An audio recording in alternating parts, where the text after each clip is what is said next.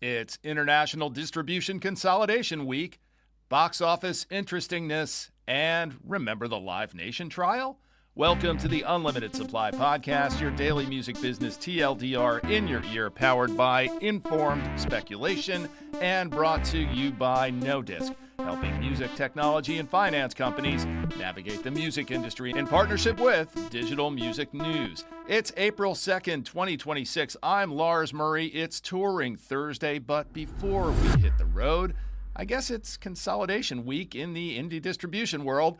On Tuesday, we talked about Symphonic's acquisition of DistroNation. Yesterday's news involved a slightly bigger entity. Warner Music Group announced that it was acquiring Revelator, the brainchild of old friend and colleague Bruno Guez. Revelator has been around for a while. Bruno founded it in 2012, and it made its first big splash as the distributor focused heavily on technology and the benefits of blockchain, a message that flew over the heads of its constituents, no matter how forward it was in tech and operational savvy. It probably also took a hit from bad associations between blockchain and crypto. Nonetheless, the underlying business of Revelator looked pretty good to another tech-savvy person. That would be Warner Music Group chairman and CEO Robert Kyncl. It's yet another indie distributor gobbled up by a major close on the heels of the recently approved UMG acquisition of Downtown Music. The Revelator deal had been gossiped about or rumored since the beginning of the year and arrived just in time for Passover for the Israel-based Revelator.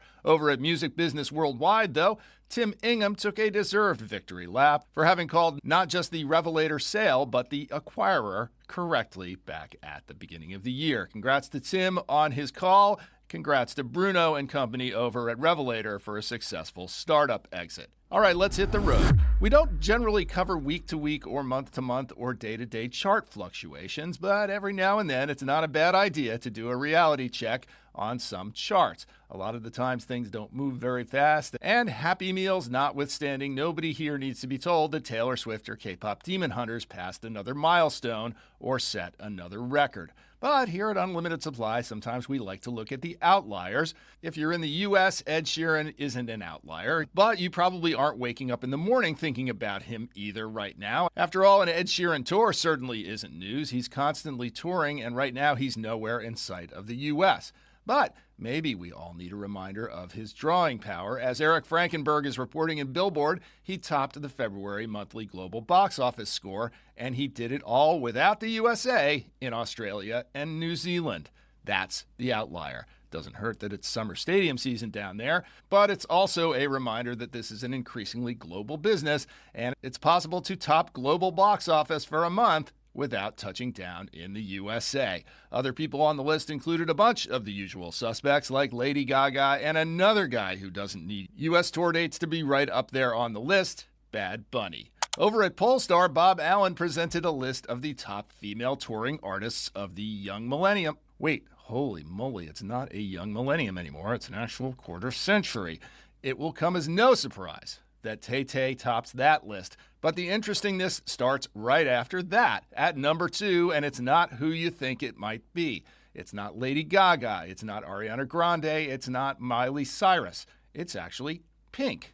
Yes, Pink beat out even Beyoncé over the past 25 years. Some of that has to do with the fact that she's been active for most of those 25 years, but a lot more of it is down to the fact that she puts on a hell of a good show time in and time out. And despite not having a recent track record of wall-to-wall hits, she can still pack houses. If you're looking at Latin music, you're not going to be surprised that Shakira is up there on the list. She's been in the game for a while too, and she also has an enormous global following and a reputation for putting on a show. But the Latin artist I didn't quite expect to see so high up in the top 20 was Karol G at number 14. She's actually done more box office than Miley, Ariana, and Billie Eilish. Just as having 25 years in the game will put you high up on the list, regardless of your currency on the charts, like, say, Madonna, it also works the other way, too. Billie Eilish came in at the very bottom of this list, and another artist who basically sells out everything all over the place, Olivia Rodrigo, is not on the list at all. Just give those two a little bit of time. We preempted Touring Thursday last week in favor of Howie Singer's Axe Grinder episode, so it may seem like a little while since we talked about the Live Nation trial, and you would be right. A lot of the national media seems to have forgotten about it too.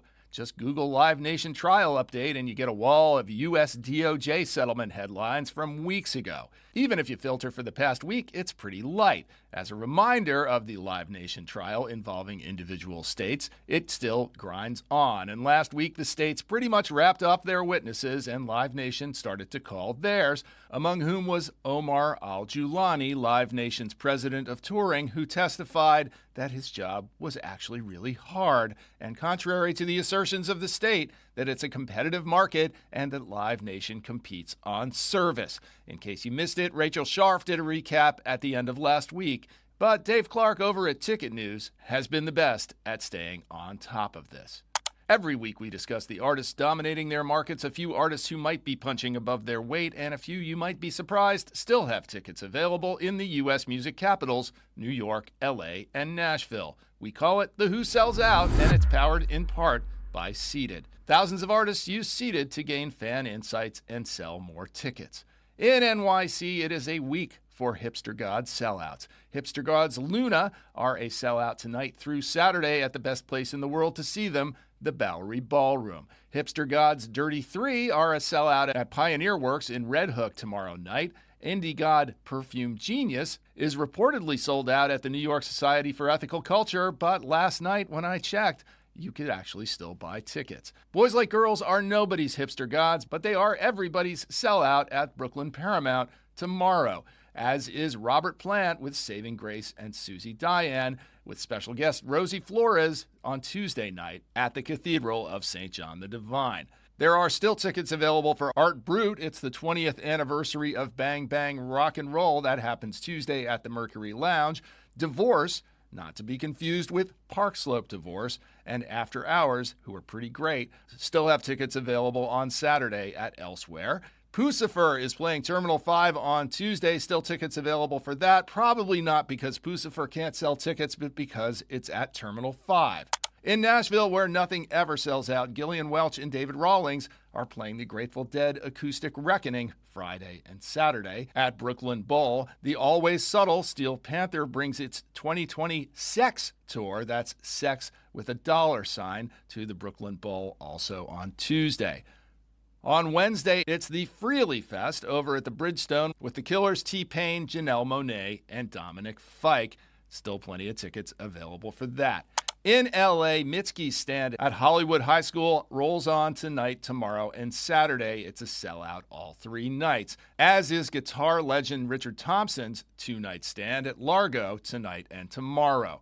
KCRW presents Rat Boys. Go see them. I saw them in New York last week. When the Sun Explodes tour, it's on Friday at the Terragram. You need a passcode from KCRW, but there are still tickets available for that. The Cookers are a sellout at the Observatory on Friday night down in Santa Ana, but oddly, they are not a sellout at the Fonda on Saturday, so go figure. But the big sellout of the week in LA is Ye. He didn't quite sell out last night, but he is sold out Friday night at SoFi Stadium. And that's another touring Thursday. Support for Unlimited Supply is provided by Qobuz. There are a lot of reasons you might be thinking about switching your music streaming service lately from one of the big tech offerings, and we talk about them pretty much every day here at Unlimited Supply. And in fact, I did it a couple of weeks ago. If you're thinking about switching, you should be switching to Qobuz like me. Qobuz is the music service for the serious music fan. It features nothing but music, no podcasts like me or other distractions, and Qobuz has lossless audio for the highest quality sound. You don't need to be an audiophile to tell the difference. And Qobuz features curation by humans. That means actual music discovery, not just a machine feeding you your kids' music because they use your account. That's one reason why Qobuz is the second fastest growing entertainment app in the United States. If you're feeling like it's time for a switch, visit Qobuz.com/supply to sign up for a free trial. If you like what you hear, please hit that follow button wherever you get your pods. I live for your praise and encouragement in person, but it helps a lot more if you drop us a rating and or a review on Apple Podcasts, YouTube, or Spotify, and tell a friend or 3. Links are in the show notes, but you can also visit unlimitedsupplypod.com to sign up for our newsletter, to tell us what you think about the show, to suggest feature ideas, to feed us info, to feed us lunch, to call us out on our dubious assertions, and to tell us what we're missing out on. I'm Lars Murray, and remember, in this business, no conflict means no interest.